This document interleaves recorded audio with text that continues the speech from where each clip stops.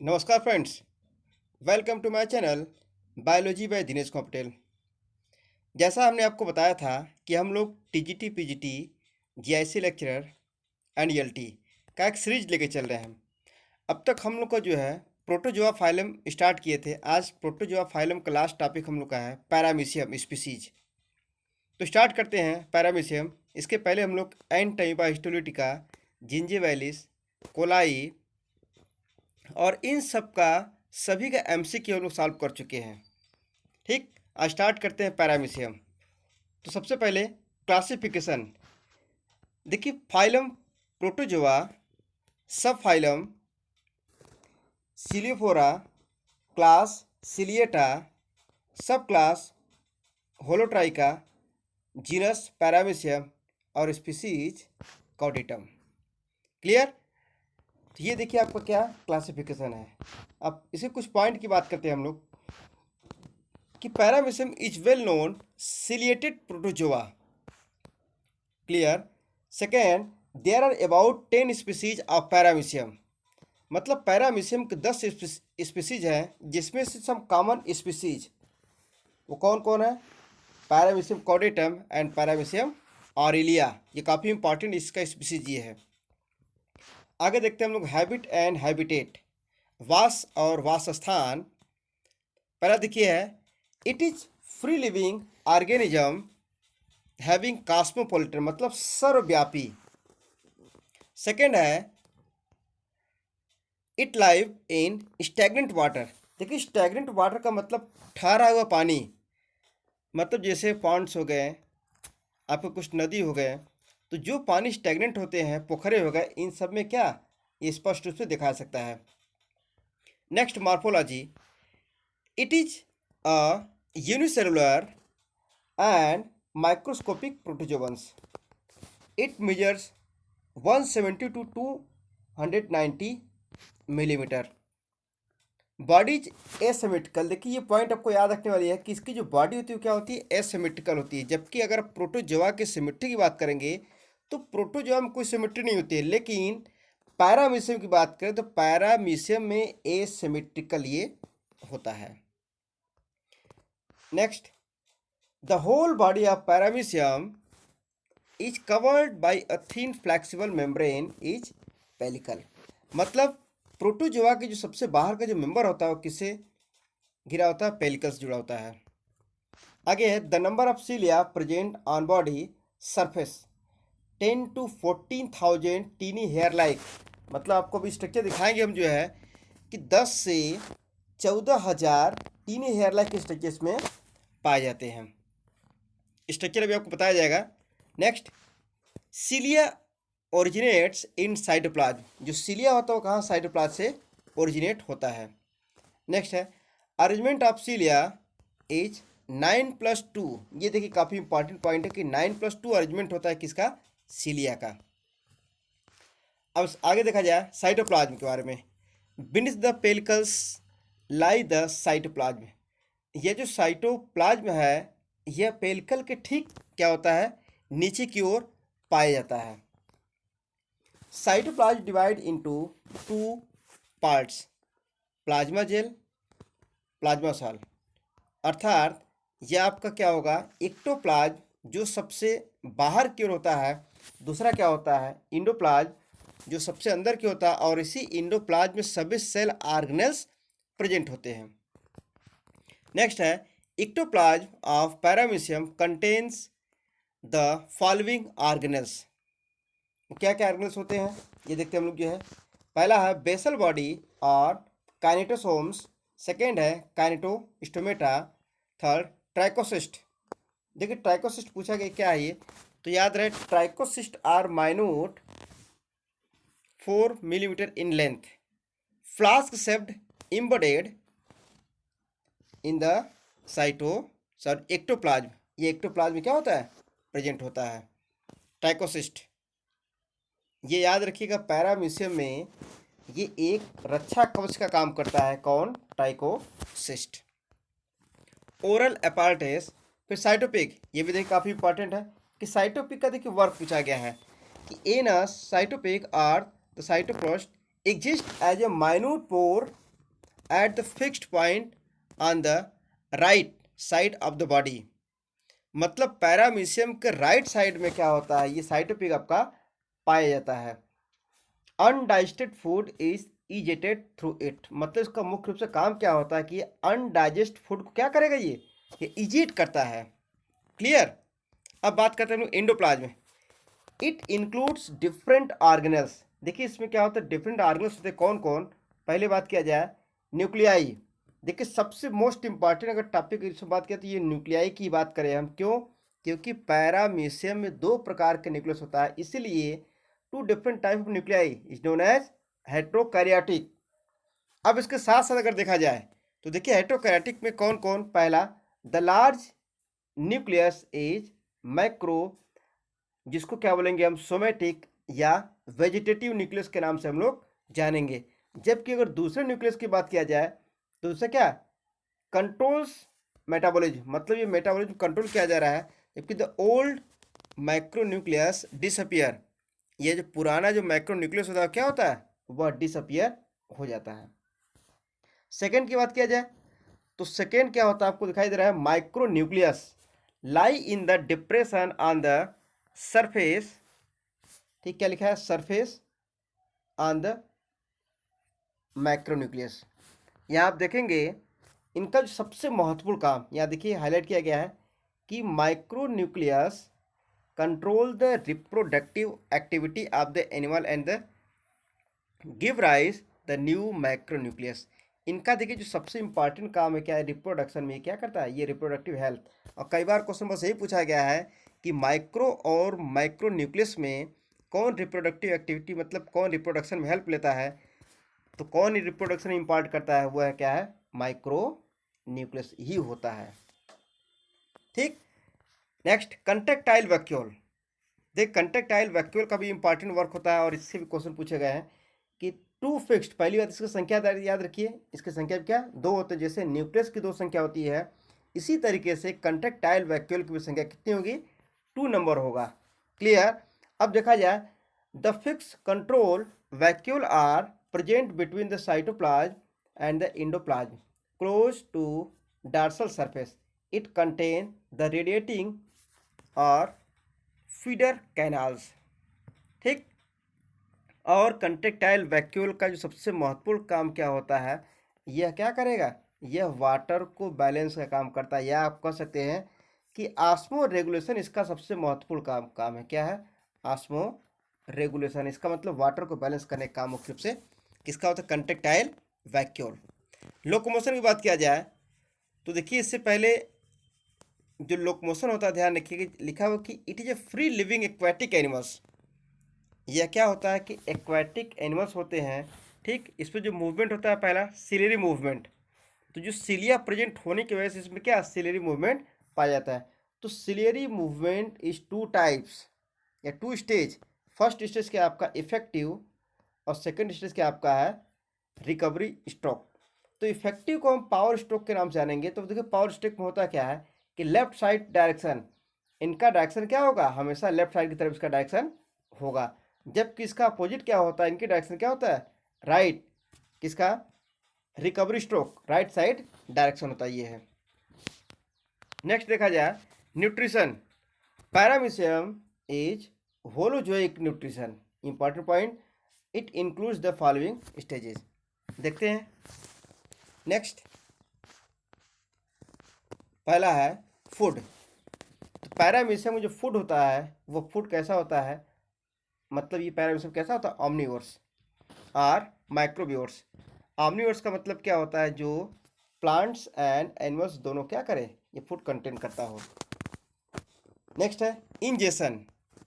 Ingestion of food, food is ingested through the cytostome. मतलब cytostome द्वारा क्या food को अंदर लिया जाएगा। Digestion and the assimilation, the food vacuole is the first. देखिए सबसे इंपॉर्टेंट पॉइंट ध्यान रखिएगा, इनका जो फूड वैक्यूल होता है फर्स्ट एसिडिक होगा, जबकि उसके बाद में क्या होगा, later on the basic medium हो जाएगा। Digested of the absorb assimilation endoplasm during cyclosis. ठीक, यहाँ क्या हो रहा है, साइक्लोसिस। क्लियर। तो आपको इसमें याद रखना, ये जब भी डाइजेशन की बात आए तो फर्स्ट क्या होता है, एसिडिक मीडियम या एसिड होता है, फिर बाद में क्या होता है, ये क्या हो जाएगा, बेसिक मीडियम में हो जाता है। फूड वैक्यूल का क्या ये नेचर होता है। इजेशन, इजेशन मतलब होता है कि वहिक्षेपण। तो एनल स्पॉट या साइटोपेग अभी हमने आपको बताया कि इन्हीं दोनों के द्वारा ही क्या होता है, इन्हीं दोनों के द्वारा ही जितने एक्सक्रीटरी प्रोडक्ट होते हैं, बेकार पदार्थ होते हैं, सब क्या यहाँ से इजेक्ट कर दिए जाते हैं। उसके बाद रिस्पिरेशन की बात किया जाए तो रिस्पिरेशन क्या होता है, जनरल बॉडी सरफेस, क्योंकि स्पेशल हायर ऑर्गेनिज्म की तरह इसमें कोई आर्गन नहीं होता है, इसलिए इसका जनरल बॉडी सरफेस के द्वारा ही रिस्पिरेशन हो जाता है। आस्मो रेगुलेशन, अभी हमने आपको बताया कि आस्मो रेगुलेशन का सबसे महत्वपूर्ण काम क्या है, जो कंट्रेक्टाइल वैक्यूल होता है, यही कंट्रेक्टाइल वैक्यूल क्या करता है कि ये लिखा है ना, मेंटेन द वाटर बैलेंस, यह वाटर को मेंटेन करता है, बैलेंस करता है। उसके बाद देखिए एक्सक्रीशन, चूंकि अमीबा सॉरी पैरामीशियम वाटर में रहने वाला है एनिमल्स, इसलिए कैसा होगा ये अमोनोटेलिक, मतलब इसका एक्सक्रीटिव प्रोडक्ट भी क्या होगा, अमोनिया होगा। अब देखते हैं बिहेवियर, इसका बिहेवियर क्या होता है। तो पहला थिग्मोटैक्सिस, देखिए थिग्मोटैक्सिस लिखा गया light touch with a fine point a strong avoiding reaction occurs. कहने का मतलब बताया जा रहा है कि स्ट्रांग एवॉइडिंग रिएक्शन, जो लाइट जो होता है, लाइट के संपर्क में आने में क्या होता है, यह पैरामीशियम क्या करता है, वहाँ से हट जाता है, ये है ठीक। स्ट्रांग एवॉइड मतलब यहाँ पे क्या करता है, लाइट को, ये स्ट्रांग लाइट को एवॉइड करेगा ये। कीमोटैक्सिस, अब कीमोटैक्सिस का मतलब यहाँ देख रहे हैं कि केमिकल स्टिमुली जो होता है, इनको भी क्या करता है, ये अवॉइड करता ही है, मतलब इनसे भी दूर जाता ही है। थर्मोटैक्सिस, पैरामीशियम 6 ठीक एंड ऑप्टिमम टेम्परेचर, देखिए ऑप्टिमम टेम्परेचर का मतलब क्या, 24 से 28 डिग्री सेल्सियस टेम्परेचर पे क्या ये बियर करता ही है और अच्छे से रह लेता ही है। फोटोटैक्सिस, एक्सेप्ट ग्रीन पैरामीशियम, देखिए ग्रीन पैरामीशियम भी होता है जो बर्सेरिया विच आर पॉजिटिवली फोटोटैक्टिक, जबकि सभी क्या होते हैं, लाइट को ऑब्जर्व नहीं करते, मतलब लाइट से दूर जाते हैं, जबकि ग्रीन पैरामीशियम जो बर्सेरिया होता है क्या करता है, ये पॉजिटिवली शो करता ये है, मतलब इनकी तरफ जाता है। Galvanotaxis, paramecium show positive response to negative electric pole cathode ठीक। नेक्स्ट क्या है, geotaxis, paramecium generally a negative response to gravity, मतलब ग्रेविटी क्या करता है, ये नेगेटिव रिस्पांस को शो करता है। अब देखते हैं हम लोग नेक्स्ट, एक बार हम लोग स्ट्रक्चर पहले देख लेते हैं।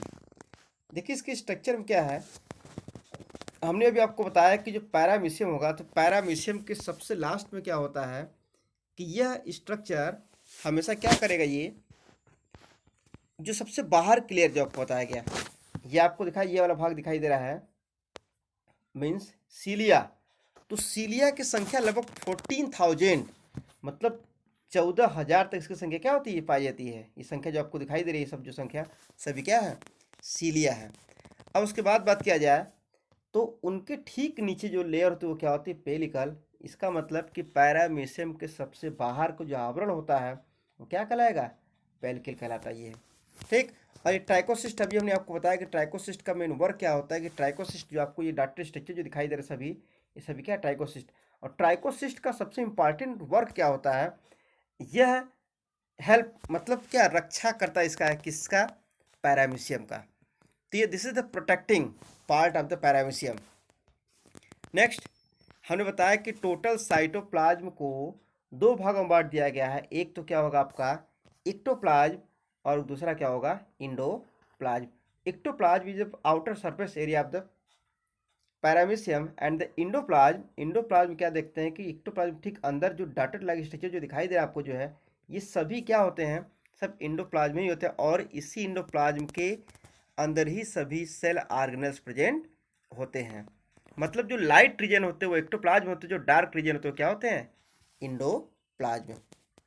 अब देखा जाए, यहाँ पर हमने आपको बताया था कि कंट्रेक्टाइल वैक्यूल, कंट्रेक्टाइल वैक्यूल की संख्या याद रखिएगा दो होता है, एक तो एंटीरियर कंट्रेक्टाइल वैक्यूल है जो सबसे ऊपर की ओर होता है, और क्या होता है पोस्टीरियर। तो पोस्टीरियर को अगर देखा जाए तो आप देख रहे हैं यहाँ पर दिखाया गया है कि posterior contractile vacuole.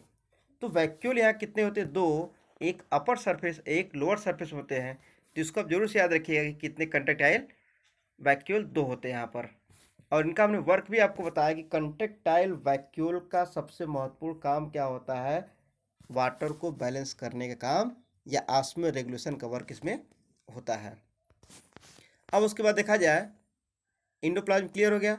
Food vacuole, देखिए फूड वैक्यूल में यहाँ दिखाई दे रहा है, अभी आपको हमने बताया कि फूड वैक्यूल का जो नेचर होता है, सबसे पहले फूड को आने मतलब साइटो ये आपको ओरल ग्रुप से जो यहाँ जो भोजन एंट्री करता है, तो भोजन एंट्री करने के बाद जो उसका मीडियम होगा, पहला हमने बताया आपको उसका मीडियम कैसा होगा? एसिडिक मीडियम होगा। जबकि उसके बाद का मीडियम कैसा हो जाएगा? ये मीडियम आपका कैसा हो जाएगा? ये बेसिक मीडियम हो जाएगा। ये इंपॉर्टेंट पॉइंट ध्यान रखिए इसको जो है। अब देखते हैं हम लोग जो सबसे महत्वपूर्ण बात कि इसमें न्यूक्लियस की संख्या 2 बताया गया। जैसे कंट्रेक्टाइल वैक्यूल की संख्या 2 होती है, उसी तरीके से इनकी भी संख्या कितनी होगी? 2। तो हमने आपको बताया एक क्या होता है मैक्रोन्यूक्लियस, जिसको वेजिटेटिव न्यूक्लियस के नाम से भी जानते हैं। यह क्वेश्चन इसलिए इंपॉर्टेंट है क्यों? क्योंकि यह क्वेश्चन बार बार पूछा गया और टीजीटी के एग्जाम में भी पूछ दिया गया है। और एक दूसरा क्या? माइक्रोन्यूक्लियस। तो माइक्रोन्यूक्लियस जो रिप्रोडक्टिव मतलब रिप्रोडक्शन में हेल्प करता है, जबकि ये रिप्रोडक्शन में हेल्प नहीं करता है। ये दोनों क्वेश्चन बार बार रिपीट किए गए हैं। नेक्स्ट देखा जाता है ओरल ग्रूव, ठीक। उसके बाद वेस्टिबुली, फिर साइटोस्टोम। अभी आपको बताया हमने कि साइटोस्टोम का जो मुख्य रूप से काम जो होता है, फूड का एंट्री पार्ट, मतलब फूड क्या करता है यहीं से क्या करेगा? एंट्री यहाँ पर करेगा। क्लियर? ये क्या होता है आपका साइटोस्टोम। फिर देख रहे हैं cytopharynx. Cytopharynx is beneath part of the cytostome, मतलब साइटोस्टोम के ठीक नीचे वाला पार्ट क्या होता है आपका? साइटोफैरिंग्स होता है। क्लियर? अब देखते हैं हम लोग फॉर्मेशन ऑफ फूड वैक्यूल। यही देखिए फूड वैक्यूल फॉर्मेशन करेगा और ये क्या करेगा? यहाँ पर धीरे धीरे निकालते रहेंगे ये। और देखिए यहाँ पर साइटोपिक, अभी आपको उन्होंने बताया कि साइटोपिक का सबसे इम्पॉर्टेंट वर्क क्या होता है कि इसी स्थान से क्या करता है कि इजेशन मतलब वेस्ट प्रोडक्ट को इजेट करने काम कहाँ से किया जाता है? यह साइटोपिक से ही किया जाता है। जो साइटोपिक क्या होता है कि पैरामीशियम में एक ही बहुत अधिक संख्या नहीं पाती है और लोअर रीजन पे ही पाया जाता है, ये है। फिर आप देखते हैं कॉडल टफ्ट। देखिए कॉडल टफ्ट ये याद रखिएगा कि ये क्या सबसे नीचे वाला पार्ट ये होता है किसका? पैरामीशियम का। उसके बाद रेडियल कैनाल्स, ये आपको दिखाई दे रहे हैं क्या? Radial canals. क्लियर? ये क्या होता है कि कंट्रेक्टाइल वैक्यूल के चारों तरफ जो कैनाल पाए जाते हैं, उसी कैनाल का ही नाम क्या होता है? Radial canal. इस तरीके से हमने क्या देखा कि टोटल इसका स्ट्रक्चर हमने कंप्लीट किया है। तो अगर स्ट्रक्चर को भी अगर विशेष रूप से ध्यान दिया जाए तो स्ट्रक्चर सही कई सारे क्वेश्चन बन जाते हैं। अब हम लोग बात करते हैं रिप्रोडक्शन की, बात करेंगे। लास्ट टॉपिक हम लोग का है, देखिए रिप्रोडक्शन मतलब जनन। तो देखिए paramecium reproduce both asexually and the sexually by the binary fission and the sexually by the conjugation. तो बहुत आसान क्वेश्चन ये बस यही पूछ दिया गया है कि इसमें कॉन्जुगेशन और बाइंडरी फिजन ही होता है, ये सबसे इंपॉर्टेंट बात। तो बाइंडरी फिजन क्या होता है? एसेक्सुअल होता है, जबकि सेक्सुअल में क्या होता है? कॉन्जुगेशन होते हैं। तो इसी को हम डिटेल स्टडी करते हैं हम लोग। तो देखिए बाइंडरी फिजन। अब बाइंडरी फिजन में इंपॉर्टेंट पॉइंट क्या कि ये क्या होता है? Transverse binary fission. Transverse binary fission का मतलब आपको बता दिया जाए, इसका मतलब क्या होता है कि जैसे आपका ये पैरामीशियम, अगर पैरामीशियम है ये, तो पैरामीशियम होता है क्या? ध्यान रखिएगा इसमें जो है कि इसके द्वारा मतलब ट्रांसवर्स, ठीक, जो डिवीजन होगा यहाँ आप ध्यान रखिए, इससे क्या? दो का फॉर्मेशन हो जाएगा। Next conjugation, it was the described in the paramecium caudatum. याद रखिएगा किसमें डिस्क्राइब किया गया है कॉन्जुगेशन? पैरामीशियम कॉर्डेटम इन 1889। कौन किया था? हार्टविग एंड मापस, ठीक। Micro nucleus and the paramecium divide 2 times to yield 4 paramecia from each conjugant. मतलब हर कॉन्जुगेंट में क्या होता है कि 4 पैरामीशियम का फॉर्मेशन होता है। अब उसके बाद देखिए कुछ थ्योरी है, जैसे इंडोमिक्सिस। तो इंडो मैक्सिस को ध्यान रखिए, बताया किसने कहा था? वुडरफ एंड द अर्धमान ने बताया था। तो अर्धमान एंड वुडरफ में ध्यान रखिए 1914 ईयर में क्या बताया गया ये। उसके बाद हम लोग देखते हैं ये है